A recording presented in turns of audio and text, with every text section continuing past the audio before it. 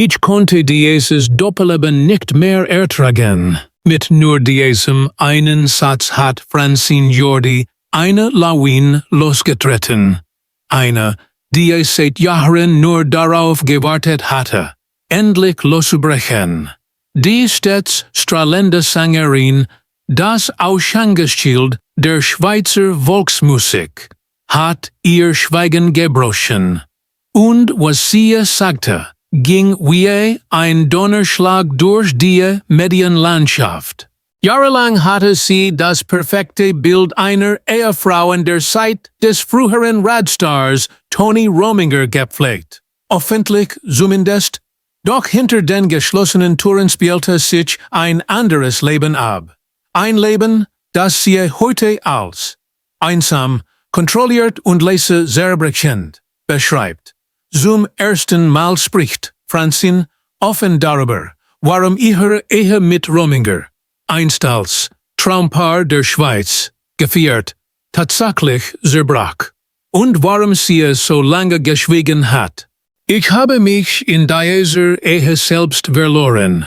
Erzählt sie mit zitternder Stimme im exklusiven Interview mit dem Schweizer Fernsehen. Ich habe geschwiegen, weil ich dachte, es sei das Richtige. Weil ich dachte, die Liebe sei das Opferwert. Aber irgendwann erkannte ich, es war keine Liebe mehr. Es war Kontrolle. Es war Angst. Die Worte fallen wie schwere Tropfen auf einen heißen Stein. Sie lassen keinen Raum für Spekulationen mehr. Was sich lange nur als leises Flüstern durch die Klatschspalten zog, wird jetzt von Francine selbst bestätigt und übertrifft dabei alle bisherigen Gerüchte. Der Anfang vom Ende begann nicht mit einem Streit, sondern mit einem Schweigen. Hörte einfach auf, mit mir zu reden. Ich war nur noch Dekoration an seiner Seite. Nach außen hin perfekt. Aber innerlich war ich allein.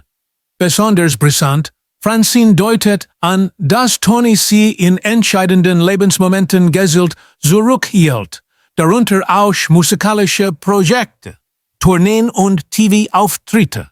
Wollte mich klein halten. Ich glaube heute, konnte meinen Erfolg nicht ertragen. Nicht, wenn selbst nicht mehr im Rampenlicht stand. Dieser Vorwurf trifft tief.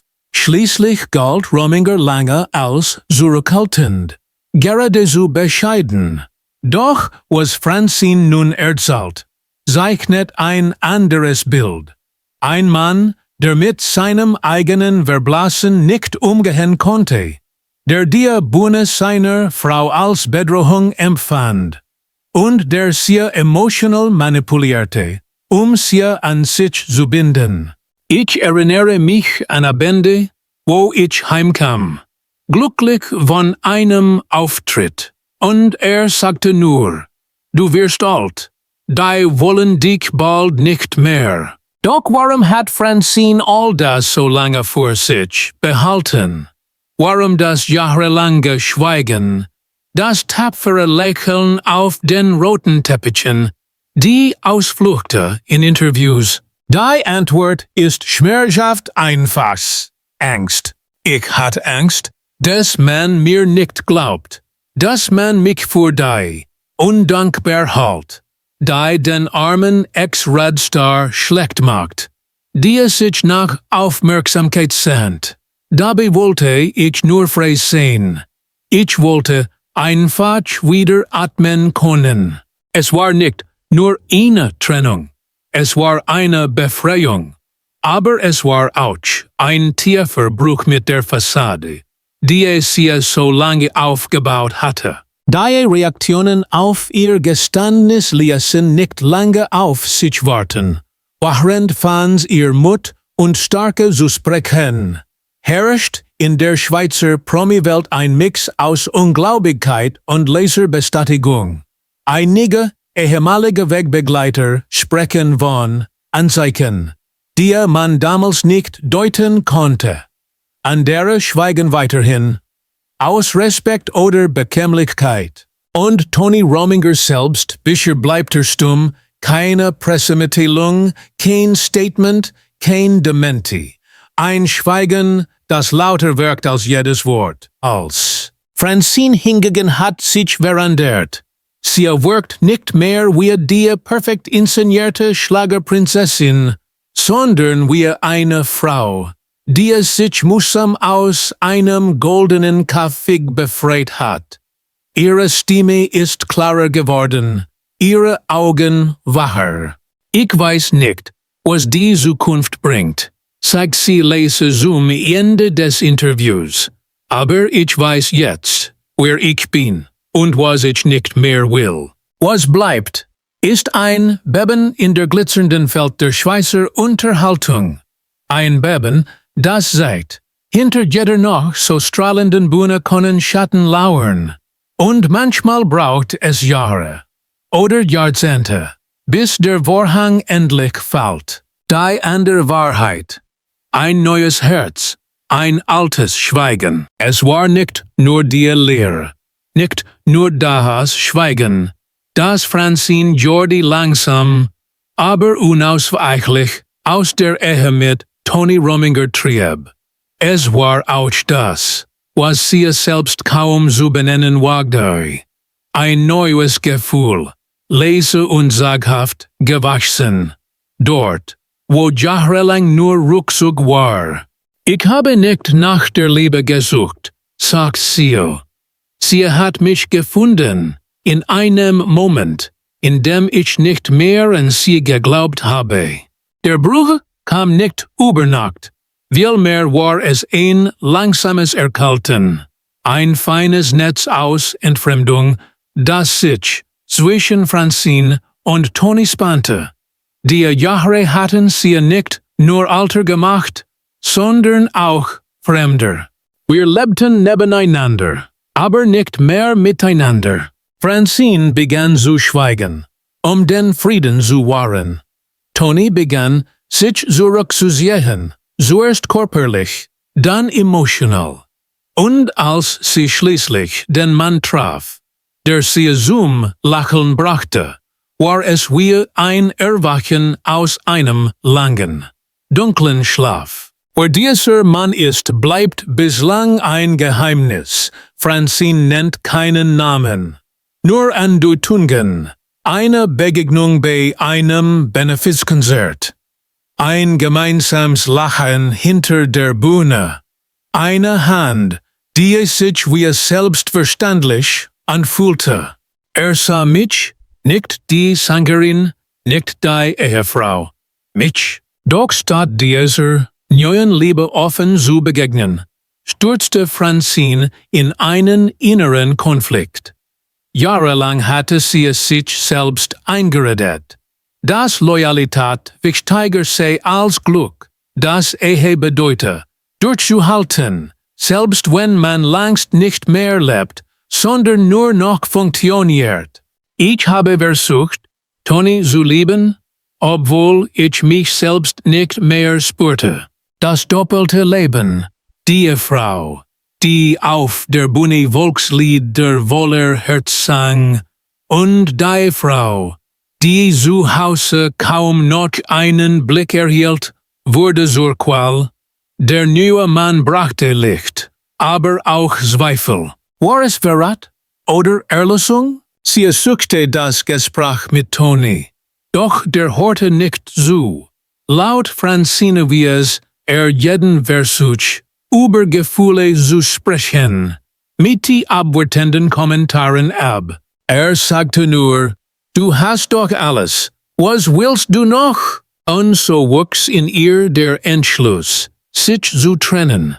Nicht wegen des anderen Mannes, sondern wegen der Erkenntnis, dass sie es sich selbst nicht mehr verlieren wollte. Als die Trennung öffentlich wurde, vermuteten viele Stress, Terminkonflikte, Karrieren, die es sich kreuzten.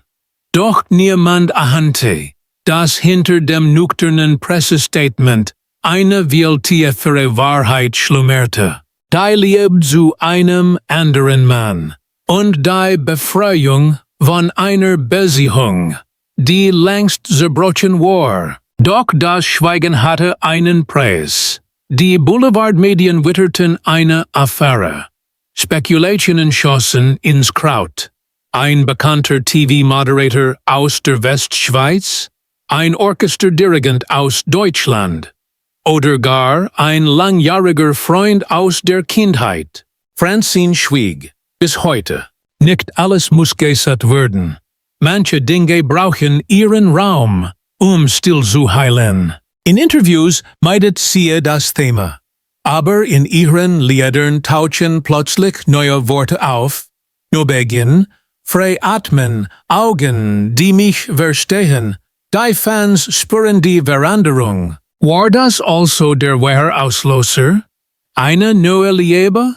Oder doch nur ein Katalysator für das, was längst zerfallen war? Einige Insider berichten, dass Tony Rominger sehr wohl von der neuen Nahe wusste und dass dies zu heftigen Auseinandersetzungen führte. Andere behaupten, dass Tony seinerseits schon lange eine andere Beziehung führte. Diskret und fernab der Öffentlichkeit. Francine kommentiert das nicht. Aber in ihren Augen liegt nun ein anderer Glanz. Nicht mehr das gespielte Strahlen einer Pflichtlächelns, sondern ein leises, ehrliches Licht. Ich habe nicht alles richtig gemacht, aber ich habe zum ersten Mal auf mein Herz gehört. Was bleibt, ist ins Bild mitrissen. Ein Traumpaar, das keines mehr war. Eine Geschichte, die nach außen hin zu Ende ging, während sie im Inneren gerade erst begann, und ein Geheimnis, das sich durch alle Aussagen zieht. Wer ist der Mann, dem Francine ihr Herz schenkte? Ist er noch Teil ihres Lebens?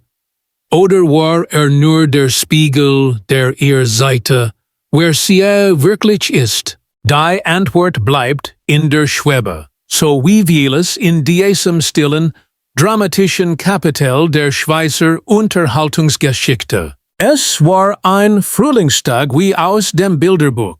Zürich leuchtete im hellen Mailicht und Francine stand an einem Bahnsteig in Altstetten, ganz allein, nicht wegen eines Termins, keiner Aufzeichnung, keiner Verpflichtung.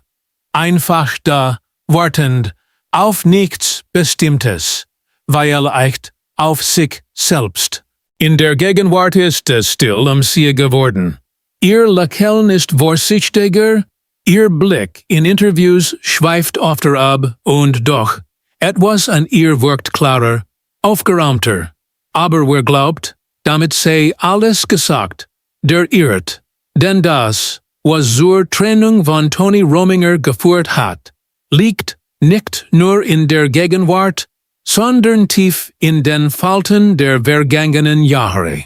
Damals, vor fast 10 Jahren, sang Francine gemeinsam mit Florian Ast auf einer Frühlingsgala im Berner Kursaal. Die Chemie auf der Bühne war spürbar, fast zu spürbar. Sie lachten viel, zu viel. Ihre Stimmen passten auf beinahe unheimliche Weise zusammen. Ihre Duette hatten etwas, das zwischen professioneller Harmonie und einem kaum greifbaren Überschwang oszillierte. Einige im Publikum flüsterten, andere ignorierten es. Francine jedoch erinnerte sich noch Jahre später an diesen einen Moment. Als Florian ihr im Backstage die Wasserflasche reichte, ohne Worte, aber mit einem Blick, der länger dauerte als nötig. Sie erschrak, nicht über ihn, sondern über sich. Was war das? Ein Missverständnis?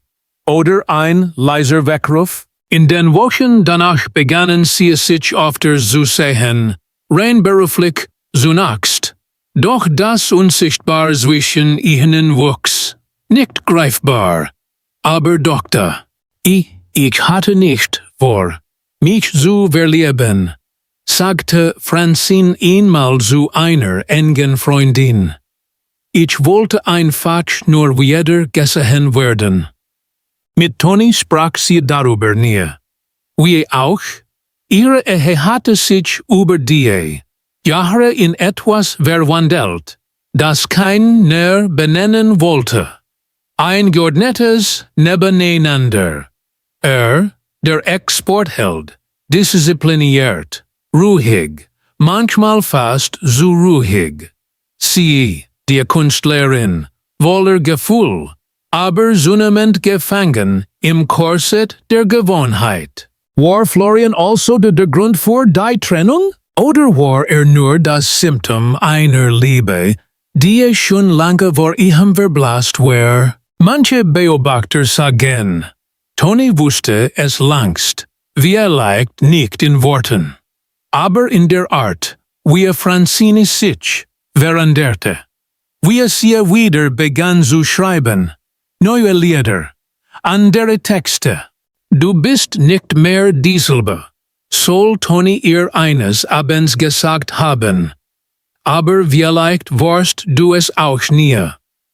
Dies Aussage steht bis heute wie ein spaltender Wand der Erinnerung, war es Resignation oder ein Versuch, die Kontrolle zu behalten. Francine schwieg, damals wie heute, doch in ihr rumorte es.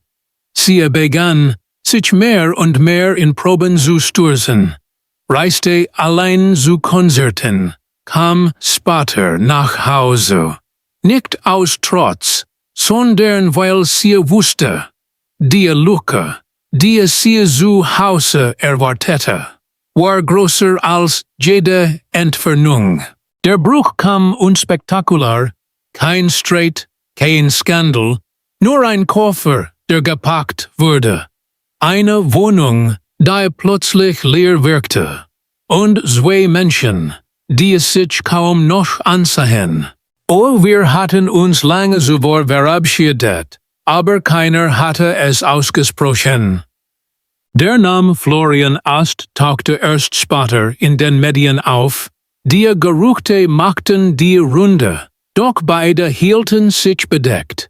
Kein Liebesgeständnis, kein Dementi.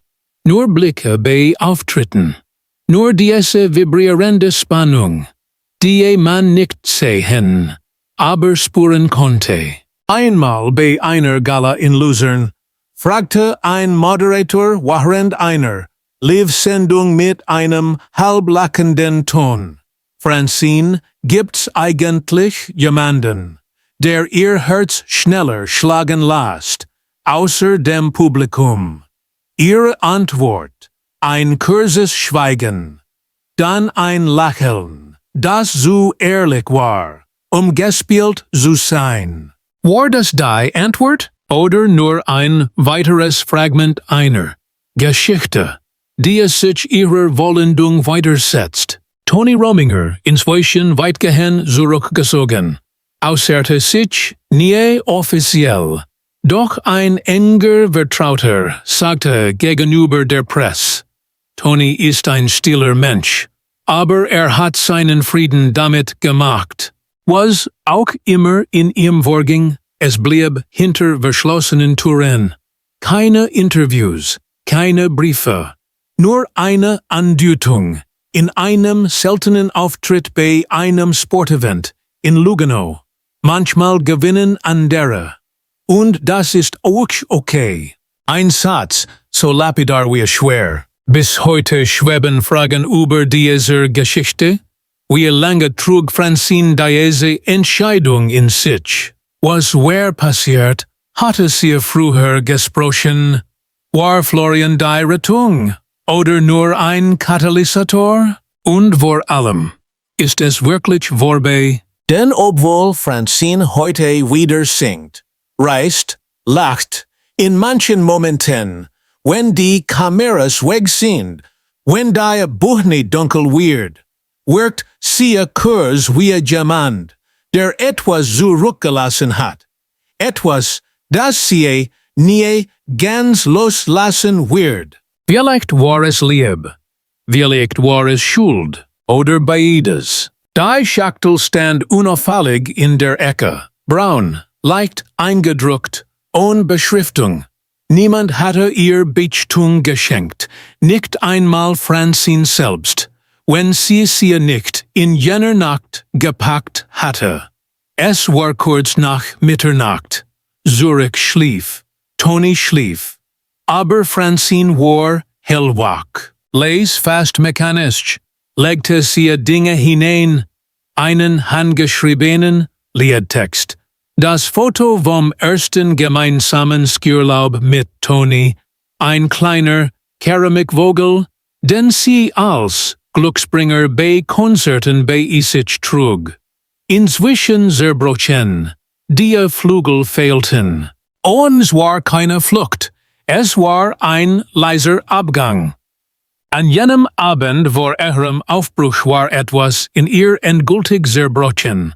Nicht laut, nicht dramatisch, sondern wie eine Schnur, die nach jahrelanger Spannung einfach reißt.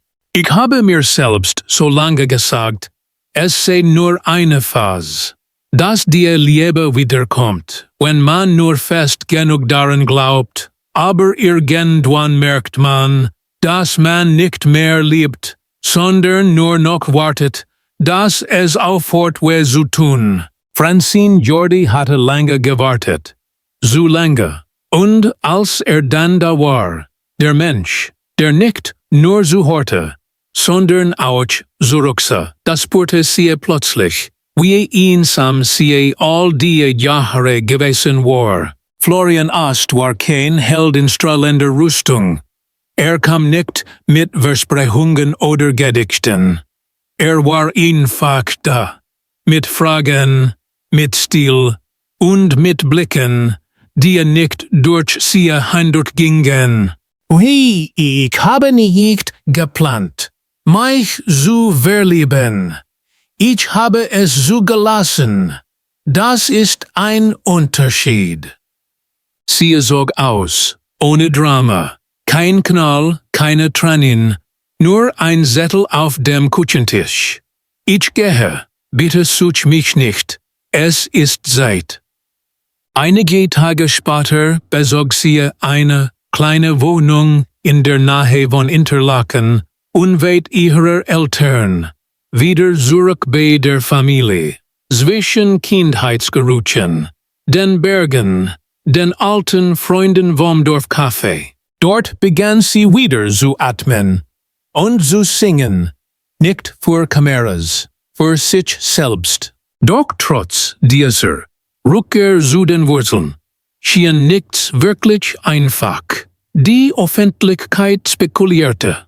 Florian und Francine, ein Paar, nur ein kreatives Duo. Oder doch mehr. Einmal wurden sie beim Wandern gesehen, Hand in Hand. Das Bild ging durch alle Klatschspalten. Doch keiner von beiden bestätigte etwas. Ich habe einen Menschen ins Herz gelassen, sagte Francine in einem Interview. Aber manche Dinge gehören nicht dem Publikum. Manche gehören nur uns. Doch wer war dieser uns? War Florian überhaupt bereit für das, was auf ihn zukam? Gerüchte besagen, habe sich zunächst zurückgezogen, als der mediale Druck stieg. Ein Konzert wurde kurzfristig abgesagt, ein Interview verschoben. Ein Insider aus der Musikbranche flüsterte. Hat Angst, nur noch ihr Schatten zu sehen. Francine, so heißt es, nahm es gelassen, nach außen. Doch eine enge Freundin aus ihrer Jugend, Marianne, erinnert sich. Als sie weinte, nicht wegen Tony, sondern weil sie dachte, dass sie es wieder verlieren würde, gerade als sie es gefunden hatte. Ein einziges Detail machte die Sache noch verwirrender, der Brief. Niemand wusste von ihm. Wurde nie veröffentlicht. Aber in einem Song, den Francine 2 Jahre später schrieb, in zwischen der Seele, sang sie über A Papier mit zitteriger Schrift, das nie Antwort brucht het. War es eine Nachricht von Florian? Ein Abschied? Eine Bitte Zeit? Oder war es von Tony, der still akzeptierte, aber insgeheim doch nicht loslassen konnte? Die Wahrheit blieb verborgen. Francine begann wieder aufzutreten, aber nur bei ausgewählten Veranstaltungen, immer in kleinen Häusern, ohne Kameras. Die Texte wurden dunkler, ehrlicher. In einem Interview in St. Gallen sagte sie, ich singe nicht mehr, was andere hören wollen. Ich singe, was ich mir selbst sagen muss. Das Publikum hörte den Wandel. Und doch, sie blieb dieselbe. Oder vielmehr, sie war es endlich weiter. Aber ist die Geschichte damit zu Ende? Nein, denn in einer kürzlich veröffentlichten Radiosendung, kaum berichtet von der breiten Öffentlichkeit, sagte Tony Rominger, beiläufig, fast ironisch, manchmal verliert man das Rennen, und manchmal merkt man Jahre später, dass man gar nicht mehr mitgelaufen ist. Ein Satz, ohne Namen, ohne Ziel, und doch so deutlich. Wer also hat wen verlassen? Und warum? Ist Francines neues Leben ein Neubeginn? Oder ein Versuch, das zu heilen, was nie ganz gebrochen war? Und es was, wenn die wahre Geschichte, das, was zwischen all den Liedern, Interviews und Schweigen liegt, nie wirklich erzählt wurde. Vielleicht beginnt sie gerade erst. Sie saß wieder am Fenster. Dieselbe Bank, derselbe Blick ins Tal. Der sie war ruhig heute, fast so ruhig, als hatte selbst das Wasser beschlossen, eine Weile nicht mehr zu erzählen. In der Hand hielt sie eine Tasse Tee, längst kalt. Der Duft war verflogen, wie vieles, was früher mal wichtig war. Aber da war noch etwas anderes in der Luft. Ein Hauch von Frühling, oder vielleicht nur ein leiser Gedanke, der noch nicht zu Ende gedacht war. Francine hatte gelernt, mit den Lücken zu leben, mit dem, was nicht gesagt wurde, mit dem, was verloren ging, bevor es begonnen hatte. Manchmal fragte sie sich, ob sie anders hatte handeln sollen. Weniger still, weniger stark, oder einfach ehrlicher. Nicht zu anderen, sondern zu sich selbst. Aber was ist schon ehrlich? Ist es das, was man sagt, wenn man gefragt wird? Oder das, was man denkt, wenn niemand zuhört? Die Jahre mit Tony, waren sie wirklich verloren? Oder waren sie einfach nur das Fundament, das wegbrechen musste? Damit sie herausfand, wer sie war, und Florian, war da, irgendwo, vielleicht auch nicht mehr. Sie hatte aufgehört, Antworten zu erzwingen. Auch wenn jemand bleiben will, bleibt Und wenn geht, war nie wirklich da. Diese Worte hatte ihr eine alte Frau einmal auf einem Parkplatz in Lusen zugeraunt, völlig unerwartet. Einfach so, im Vorbeigehen. Damals hatte Francine sie nicht verstanden. Heute dachte sie oft daran. Manchmal, spät in der Nacht, stellte sie sich vor, wie ihr Leben ausgesehen hatte, wenn sie geblieben war, wenn sie geschwiegen hatte, wenn sie sich nicht geöffnet hatte, war es einfacher gewesen. Ja, aber war es echtes Leben gewesen? Sie war nicht mehr dieselbe Frau wie vor 10 Jahren, nicht dieselbe wie auf den Kuverts, nicht dieselbe wie in den alten Interviews. Sie war jemand geworden, den sie selbst erst noch kennenlernte. Ein Vogel schoss über den Himmel, schnell, beinahe panisch, und doch frei. Sie dachte an einen Satz, den sie in ein altes Tagebuch geschrieben hatte. damals, ganz am Anfang. Vielleicht ist es nicht die Liebe, die uns rettet, sondern der Mut, sie zu verlassen, wenn sie uns nicht mehr heilt.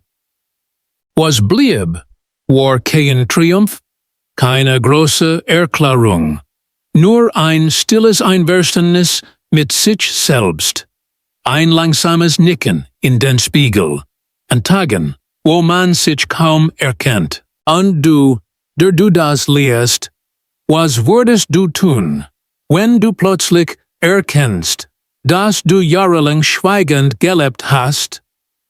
Würdest du gehen, oder würdest du bleiben und lernen, dich wieder zu hören? Francine schloss die Augen. Eine die in Windhauch streifte ihr Gesicht, als wolle die Welt flüstern. Es ist nie wirklich zu spät. Oder?